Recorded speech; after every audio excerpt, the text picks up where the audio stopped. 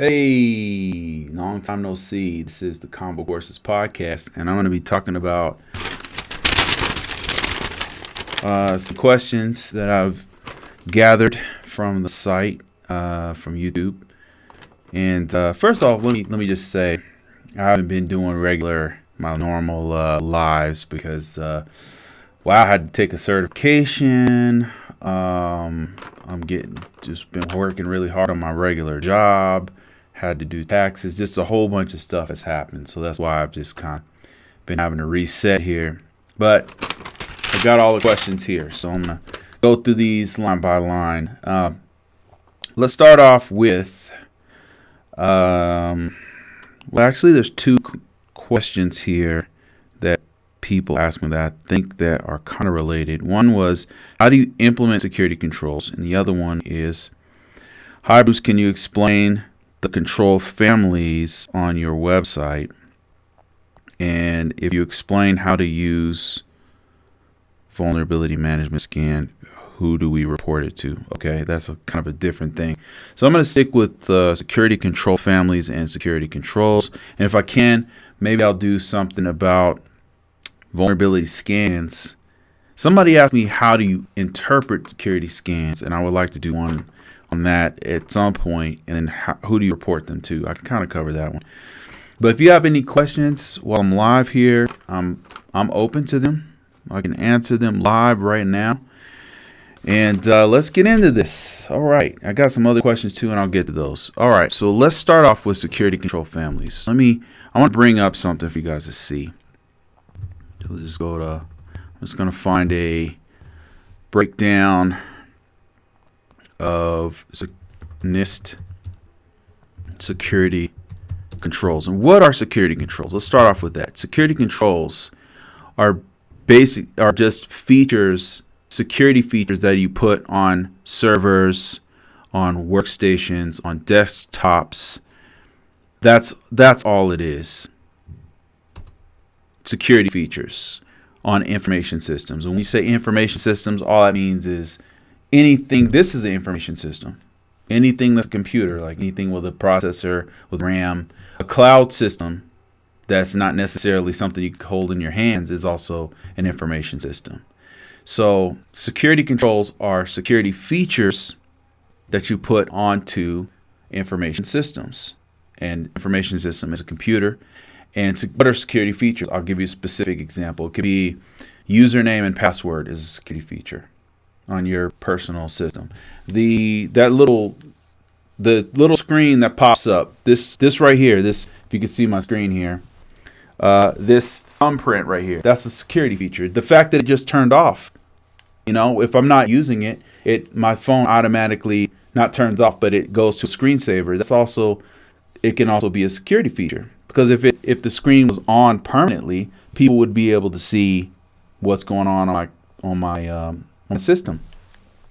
So those are security features. Other security features would be physical security features. Like if you have a facility, you might have a fence around your organization. Another security feature might be environmental controls. It could be that you have your system that's in a room, and that room has it's controlled. The temperature is controlled, because if you live in a very hot environment, if computers get way too hot, they just turn off. If somebody said biometrics, exactly. Biometrics is a security feature. That is a security control. That's what a security control is. So let me show you what security families are to give you an idea, and then we're going to walk through a few of those to give you an idea what kinds of security controls that you have out there. And these apply to not only NIST, but it also applies to Sarbanes-Oxley, PCI DSS, CIS. Name a control family, name an industry, and I guarantee you they have some kind of security compliance framework that they use. All right, so let me show you here. And hey guys, what's up? I got a few people watching here. Is Mike and Noel. How you doing, Noel? I'm going to go ahead and share my screen here so you guys can see what I see.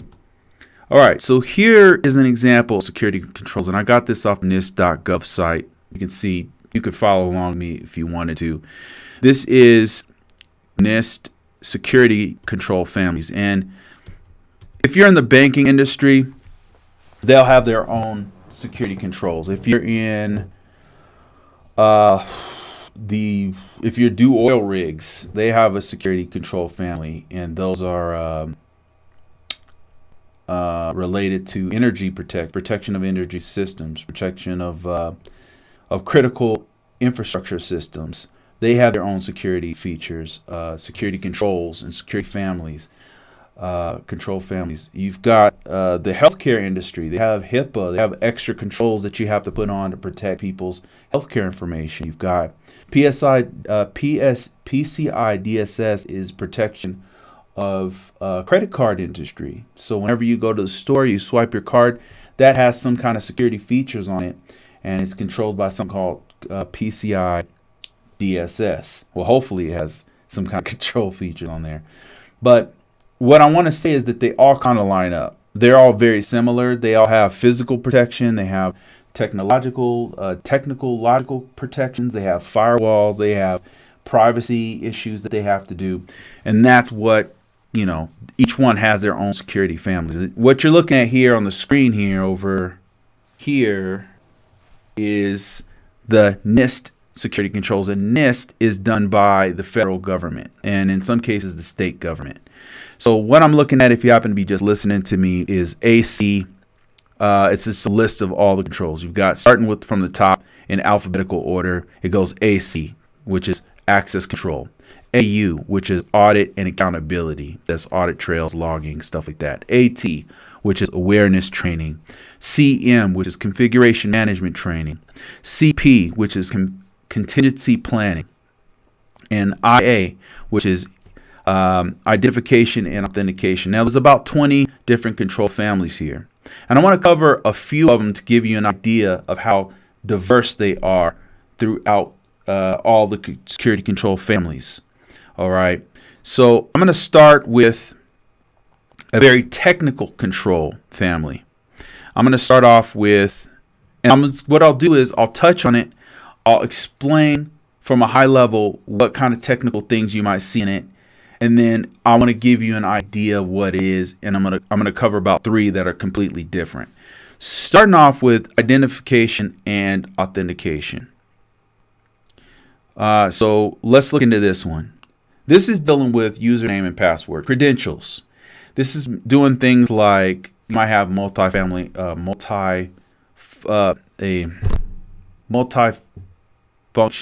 identification, MFA. Help me out here. Multi-factor authentication.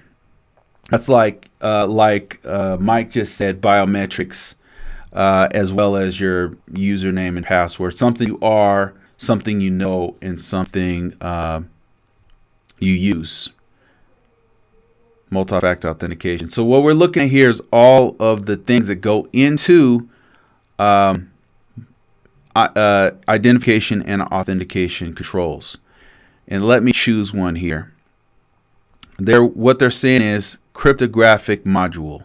This is making sure that whenever you are authenticating, it is going through a proper level of cryptography. And so if you have a weak cryptographic module, somebody might be able to very easily crack your passwords. So this control calls for you having a strong cryptographic module for authentication so that nobody can very easily crack that code and get into your systems or guess your passwords or whatever. Another thing that they're calling for is for you to have procedures for your authentication and identification. So that means policies, like your organization needs to have something written down stating, yea, verily, all people who log onto our system will have a username and password. And the reason why a policy is important whenever you are using any kind of security control, the reason why they're important is because the organization has to define the limits of the security controls. You don't want it to be too much security on your system where things don't work, but you also don't want it to be too little security. So the organization are the people who decide how how deep to go into the security features. And you need a policy and a procedure to explain what we mean as an organization by security features, what by identification and authentication. What do we mean by that? And it's got to be, it starts off very high level. It says something like everyone must have a username and a username and a password. And then it goes into maybe a little bit greater detail. The username and password will look like this, meaning it will have 12 characters and it has to use upper and lower and number and a special character. And the policy might explain things like that, but it's kind of at a high level. It just says you have to have a username and password. It should look like this, and that's it. When you get to the deeper documentation, your guidelines, your standards, your procedures, it's going into greater detail. It's saying not only do you have to have a password that's this long, you also need to make sure that you have 2 special characters and you have to use this particular software. Everybody uses Microsoft Windows 10 or whatever. Like it's a little bit more specific and a little bit more in the weeds. So that's the difference between a policy and a procedure, and the reason why you need it is because you need to define what the security features are going to look like. And that's why every one of these controls in every family will have a policy, procedure, control. Like there's a control that says the organization should have a policy. So that is what's going into IA controls. But let me show you something else here. Let me show you something completely different that people don't normally think about. Physical security, very different because it's not technical. I mean, it can get into technical stuff, but it's physical. It's fencing. It's controlling access into the actual facility. And you as a security person, as an information security person, you may not actually have any involvement in the protection, the physical protection of these systems. Like you're not a guard outside the doors is what I mean.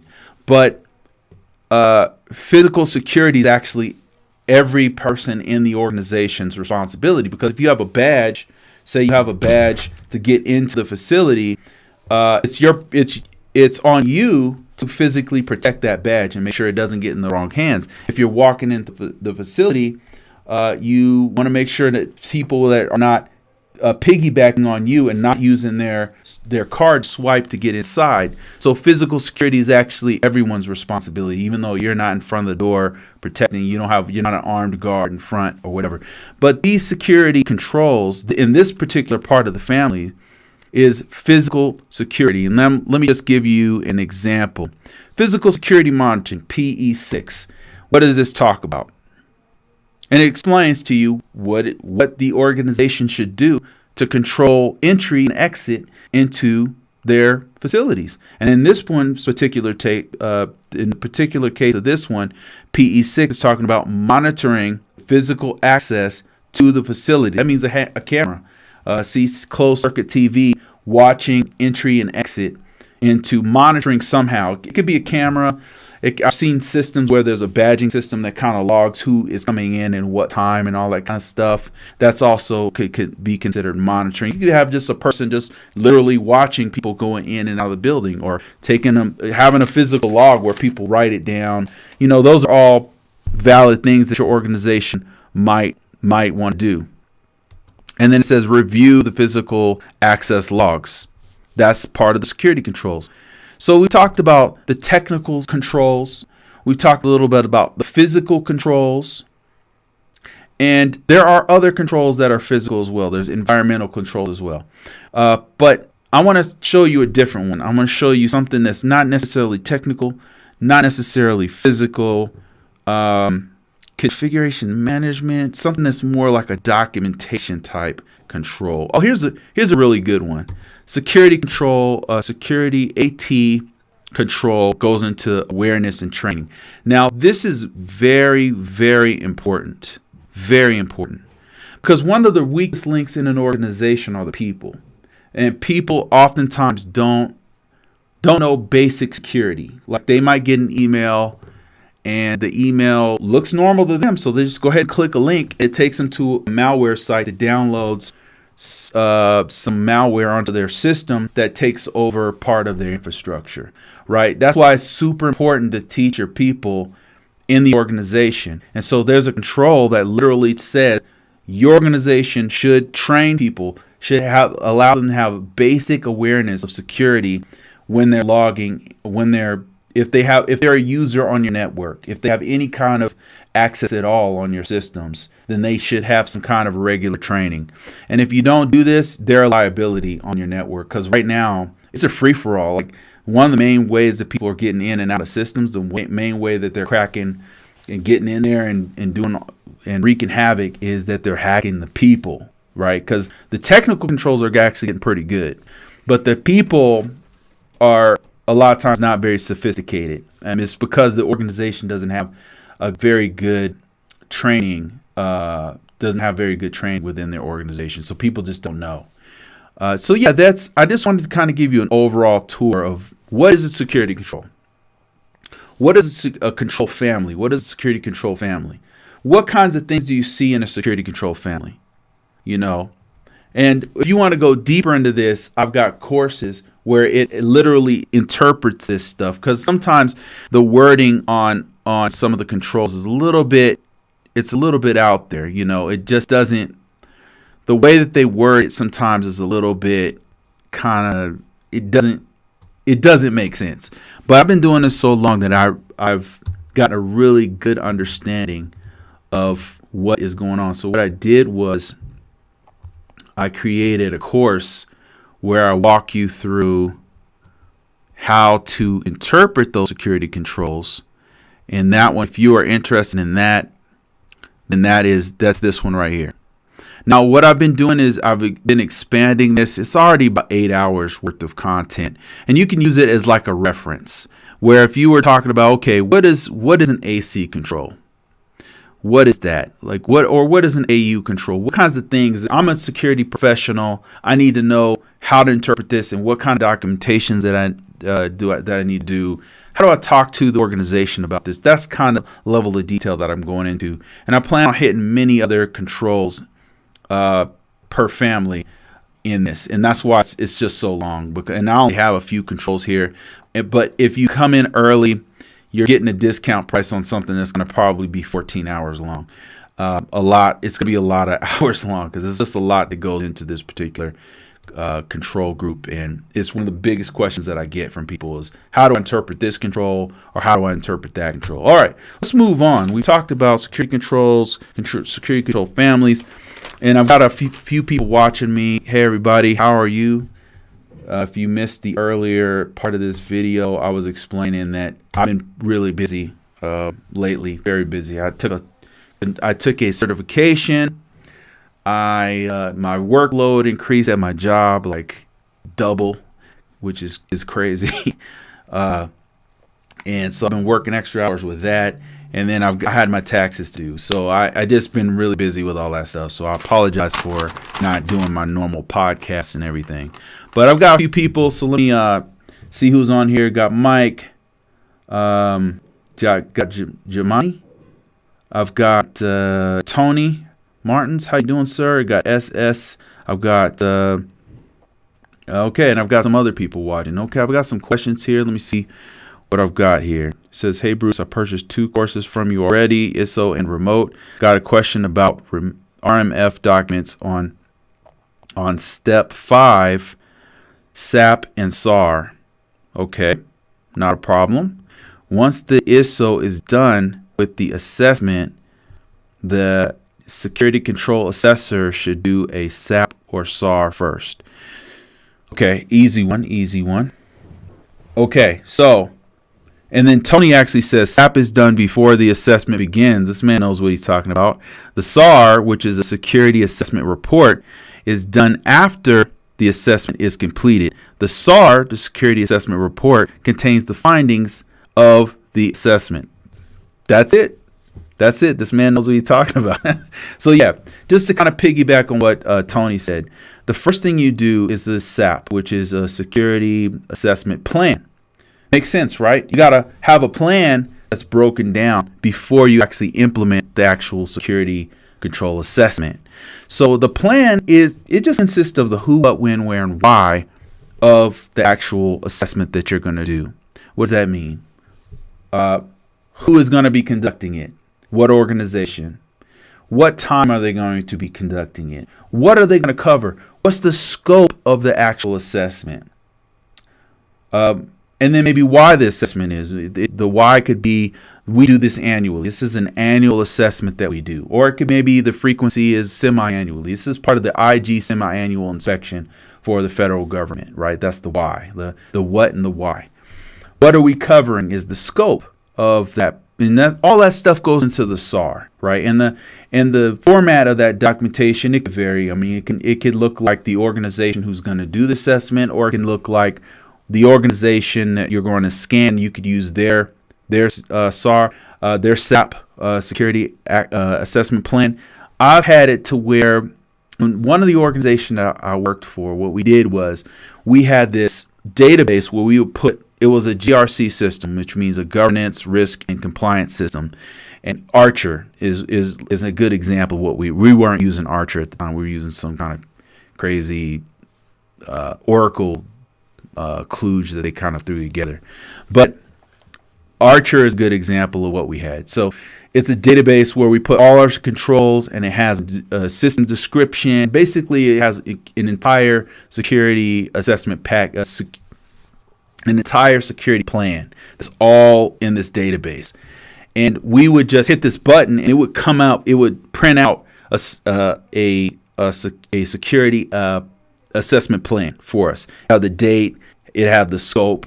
You could put all the controls that you wanted in there. Like, you would select the controls that you wanted. Like, maybe you're not doing a physical security check this time, so you just put your AT controls to make sure that they would do an assessment on your awareness training, and then maybe you'd have your IA controls, and they would check your identification and authorization. Your identification and authentication methods. And then maybe they would check your policy or something. You would check the controls that they're going to check, right? And then it would print out this security assessment plan, and then we would give that to them. We give them a digital copy, and then they would have a scope. And I've been at some organizations where a third-party organization, they come up, they would actually send us their security assessment plan, and it would have a breakdown of everything they're going to cover. I've seen both ways done. So yeah. To answer your question, the first thing you have is your security assessment plan. Then you implement the security assessment, right? You do that, and just like Tony said, the results of that go into your SAR, or your security assessment results. And it's just going to be a breakdown with all of the technical stuff that they found. If you did a scan, let's say you did a Nessus scan or something, right? Because there's different kinds of assessments that you can do. You can do a physical assessment where you go through, you walk around, you're doing an interview with people, you're asking questions, you're literally checking locks, checking doors, looking at windows, making sure they have alarm systems, making sure that they have their CCTV up, and making sure that they can rewind back to 6 months ago, things like that. Those are all assessments that you could do for physical security. But you could also do a scan, like you could do a vulnerability scan to see if they have any security features that they put on their system. You could also look at just policies. You can just sit down with them and say, okay, do you have this policy? All right, do you have this policy? And you can just go through their list of questions and ask if they have certain policies. There's all kinds of things that you can do for an assessment. Okay, I've got some more assessment questions here. I've been meaning to do an entire course on this because this is what I actually do right now. I do assessments. That's my main job right now. Let me see. It says, Tony, I disagree. It depends on how many documents are on hand. Like, let me see. What does he disagree with? Tony, let me just back up here. It says, Bruce, okay, purchase plan. It says the SAP, okay. The SAP is provided by the SCA. Yeah, I've seen it done both ways. I've been in an organization where I'm debating whether I should tell you the organization. No, I'm not going to tell you. It's a big government organization where we would actually print out the SAP and we would say the scope. We would send it to the third-party assessor, and then they would take this paper that we gave them. They say, okay, we got the scope. And then they would kind of come up with their own plan that would break down further things. And then they would use that. So it just depends, Mike. Like that's, so you said, Tony, I disagree. Depends on how many documents are on hand. It really depends. I'd say Tony's actually correct. The SAP comes first, but it really depends on how your organization's doing it. Because I've also been in an organization where what we did was we did our own assessment internally. We did a self-assessment, and then we sent the results of that assessment to the third-party assessor that's going to do it. We sent them the SAP, or the security assessment plan, and then they took our documents, and then they took our plan, and then they did another assessment. They did a more thorough assessment. I've seen it done that way as well. So kind of depends on how the organization does it. SS says, hey, Bruce, can you go over annual reviews? Annual reviews. SS, could you be more specific about what you need? Do you mean an annual assessment? For what, and in what department? Are you talking about the government? Because I could talk to you about an annual assessment for government, for IG inspection. I could talk to you about that. Okay, usually you need to have completed self-assessment and a hardware and software list and a boundary diagram. Oh yeah. Okay. All right. So let's get into further detail about this. Let's talk about security assessments. So for a federal organization that I worked for, here's how they did it for annual assessments. Here's how they did it, SS. Now this should answer a lot of questions right here. I'll step you through this. So the very first thing that we did, and we were, how can I explain this? I was a contractor, and I was working for a government agency, and we were responsible for like one chunk of their network. And when I say responsible, I mean I was an information systems security officer, and I did their information system security policies. I did some of their procedures. I did their information system security plans. I took their scans and their vulnerabilities. I would make sure that I would look at the vulnerabilities to determine if their security controls were still in place, things like that. That was my job. I was the information system security officer.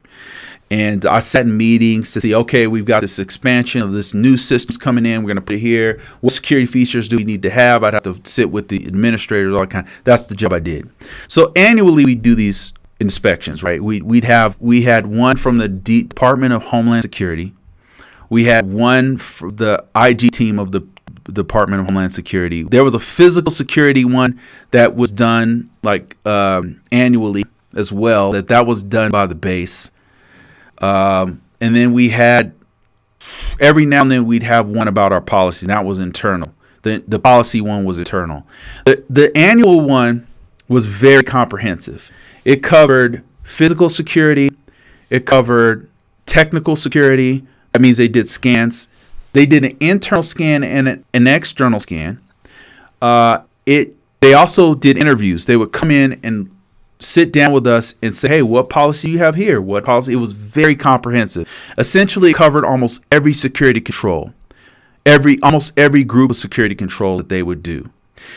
From time to time, they would kind of randomly select a group of controls because it would be way too long to do all of them at once. So they would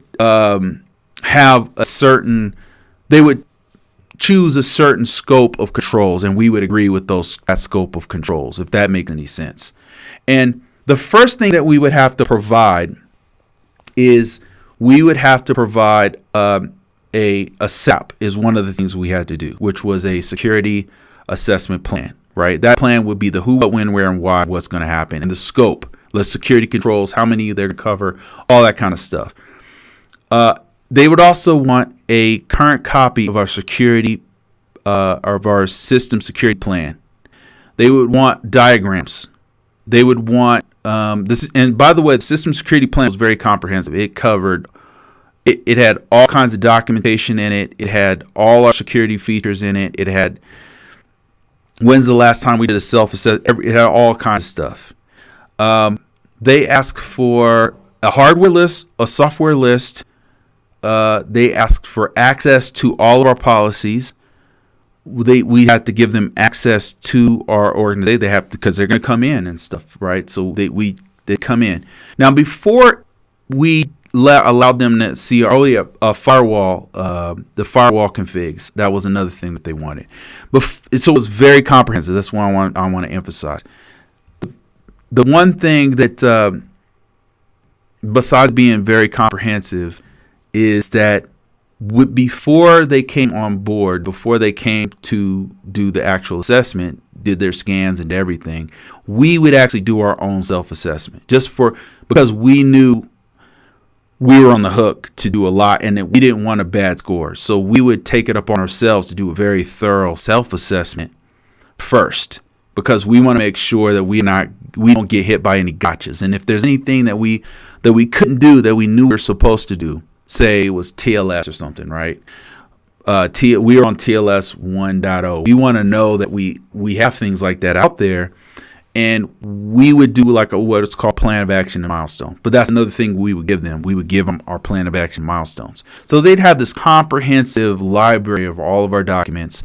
They'd have a visual of what our system security looks like. That team would comb through all of our stuff, right? They would comb through our whole system security plan. They would look at all of our plan of action milestones, see what our network looks like, see what our security posture was, right, before they even step foot in our organization.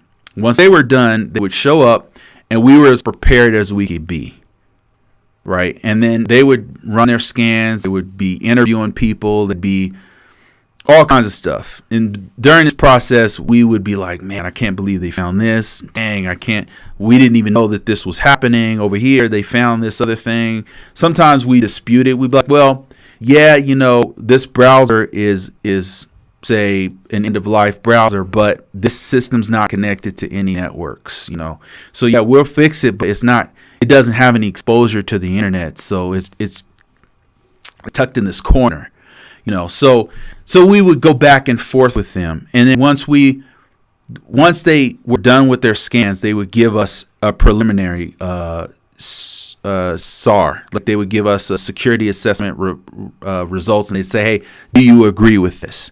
The reason why they do that is because there's some things that we might have that are not really risks. There might be a dispute that we have on what they did. Like I said in the example of an end-of-life system that's tucked in the corner that's not connected to anything, we might dispute that. We might say, well, listen, this system should not be a part of this because it's not a part of the scope of this. Or, hey, this system's not connected to anything. There's no real risk. Like, what's the real risk, right? So that's what we would dispute, like little things like that. But 9 times out of 10, they're pretty accurate because they were like literally running a scan on your network and stuff. So, but yeah, there were things here and there that we knew about, or things here and there that weren't valid. False positives, right? False positives. There were, and some of the things were risk acknowledged, which means we know it's there, but we can't fix it. But we have these other controls that protect this thing. We don't have the control that you want, but we have another control here. We've air gapped this other system from this legacy system. Does not have connection to the rest of our network. That's it's called a compensatory control, where it's not the control you're looking for, but it is protected. So okay, getting back on track here. We would dispute. They give us the preliminary. We dispute here false positives or risk acknowledged type stuff or whatever, and then once it was complete, they send it to our boss. They send it to our boss. So the boss is seeing like all, red here and there, and oh man, you guys what's going on with this? Like, I thought we've handled this. So that's in a nutshell. That's what an annual security assessment looks like. They're very thorough. It's very very public. A lot of people see it. Like it's not just going to be seen by your boss, but it's going to be seen by your boss's boss's boss, and in some cases Congress sees it. Like if you have a very important system, it goes as high as like Congress. Congress sees it. So it depends on the system. That I worked on a system that literally Congress saw it. They, if the results were really bad or if it failed over and over again, yeah, it was ugly and it was very public and many people saw. And then the pressure that you had from a system that wasn't well. So hope that answers your question, to kind of give you a timeline of what this whole thing looks like from one perspective, because there's other departments that I'm sure are a little bit different. Let me see. Got some more stuff on here. Tom says you're putting out some great information. Thanks, man. Appreciate you. SS says FedRAMP site has a nice SAP template. Yeah, I use it a lot. Actually, I use that a lot. I like their template. There used to be a lot of templates like that, but now one of the best ones out there, in my opinion, is the FedRAMP one. FedRAMP also has what else? They have a system security plan. That's a nice template. They have a plan of action and Milestone that I use quite frequently for training. And I've actually used it in other organizations. It's good. I like it. I like their stuff. Putting out good stuff out there, FedRAMP. Driscoll Irving says, random question. Would you happen to know any security clearance consultants? I do not know any security clearance consultants. I get a lot of questions about security clearances. Yeah, I do. I wouldn't even know where to point you to be honest with you. I apologize. I just don't know anybody who does that kind of thing. SS says, usually you need to have a complete self-assessment and hardware software list and a boundary diagram. Yeah, that's another one that they would want. All right. Mike says, okay, you hit the nail on the head with the SAP. I got it. Yeah, no problem, man. Not a problem at all. Tony says, Bruce, are you familiar with SOC 2 trust services criteria?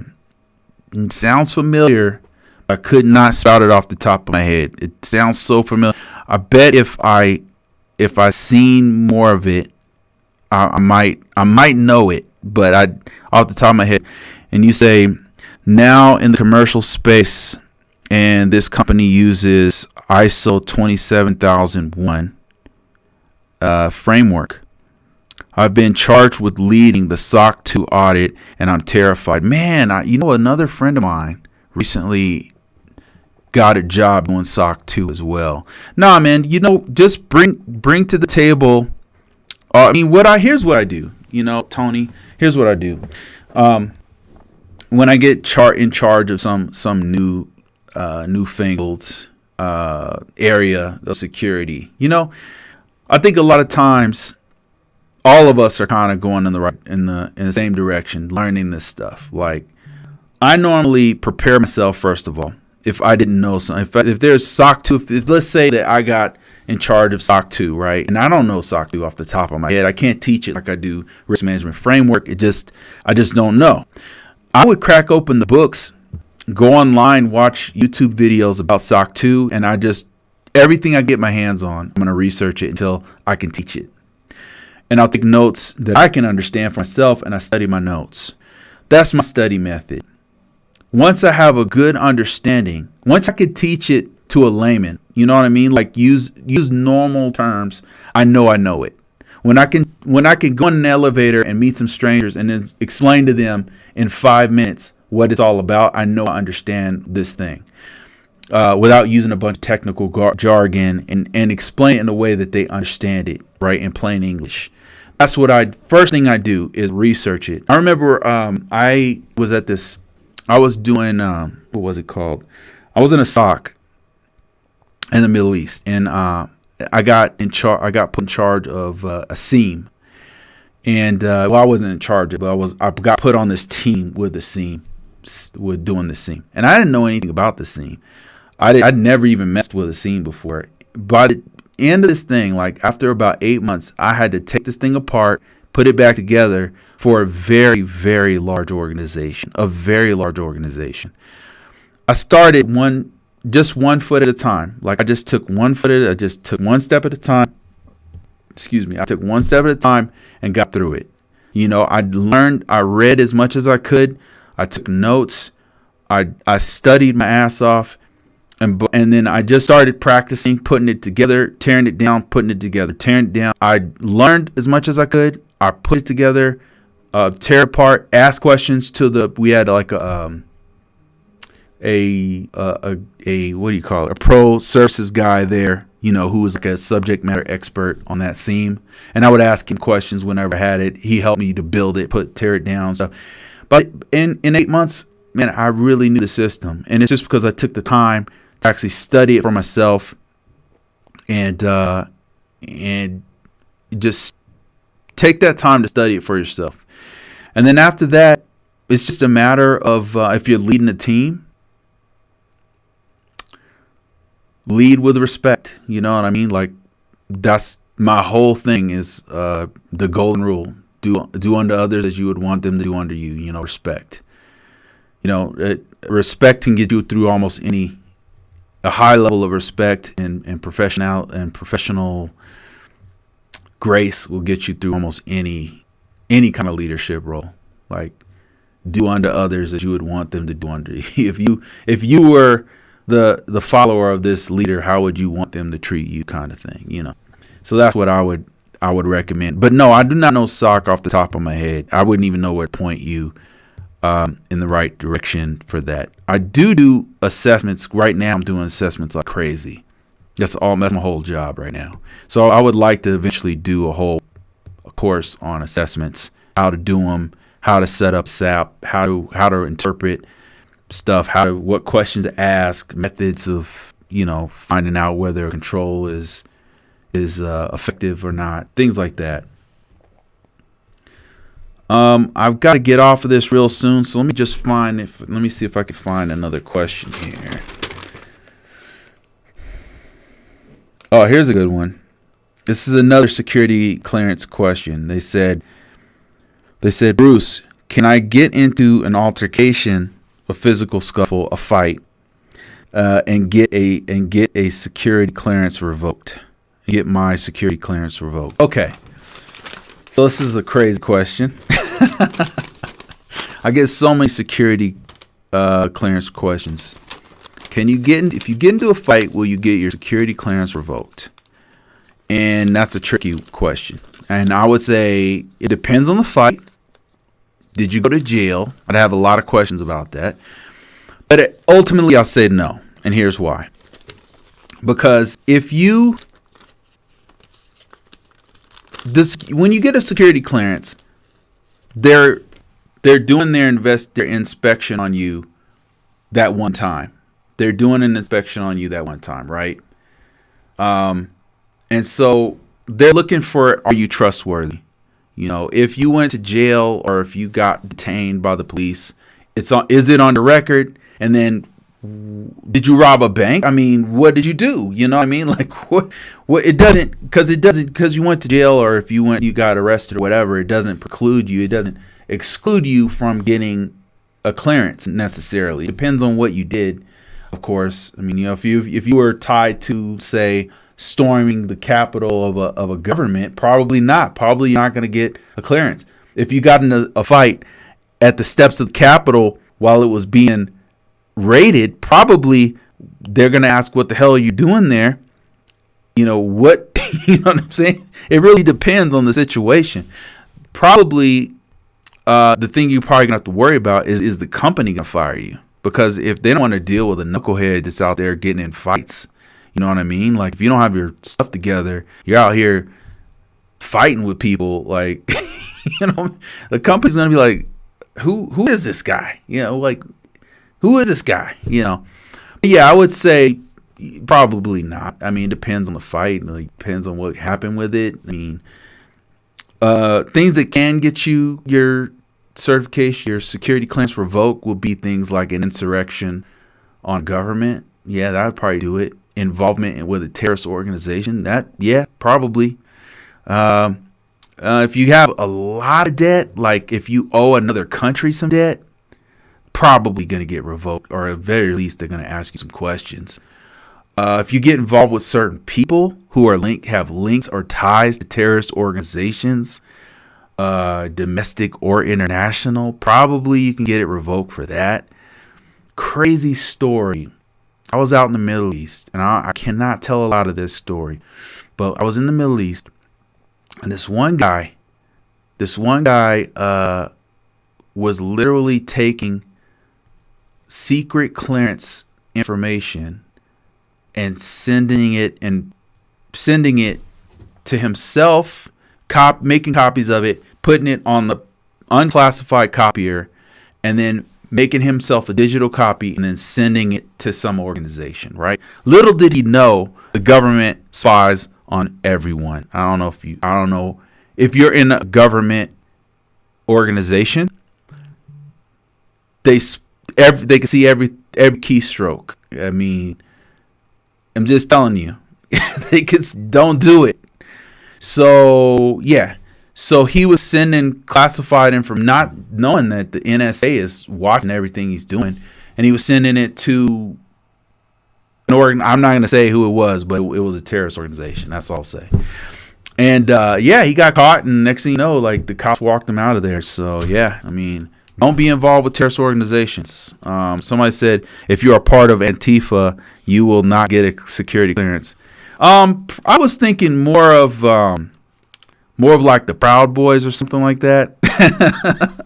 Like organizations who are literally classified as terrorist organizations. I don't know if the Proud Boys are terrorist organizations, but if you just go on FBI's website, you can see all the organizations that are classified as terrorist organizations, and they're not on that list, but the FBI is watching them. They're on your list without saying you're on their list. So yeah, whatever organization, just if you work for the federal government, I hope you understand what side you're on. So, I would not mess around with that stuff. Like, you're not going to have a happy life, because that guy went to prison. So probably for a long time, by the way. Don't do it. Don't do it. I would, as a matter of fact, I would make your life very simple. Don't get in no fights. Don't do road rage. Like, be good, because especially federal government, especially the more important the federal government system you're working on, the more they're going to look, the more scrutiny they have on you. The higher your clearance, the more scrutiny they have on you. Not a joke. Be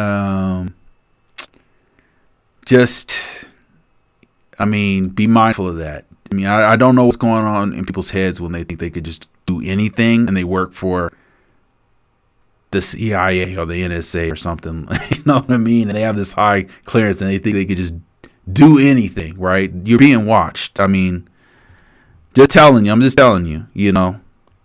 All right, guys, I think that's it. I had some more questions here, but I got to get going. I'm going to try to do more lives. I really enjoy these. I really enjoy talking to you guys about this every week. I'm going to have to save some of these questions for later. But thanks, everybody, for your questions. To SS Drico, Irving, Mike, thank you, everyone. Appreciate you guys. Great questions. Tom, Zach, Kali, who else? Somebody asked me, did I pass my certification? Yes, barely. I did barely. It was for a cyber threat intelligence system, which I can't wait to talk about that stuff. I can't wait. That's going to be so fun to talk about that.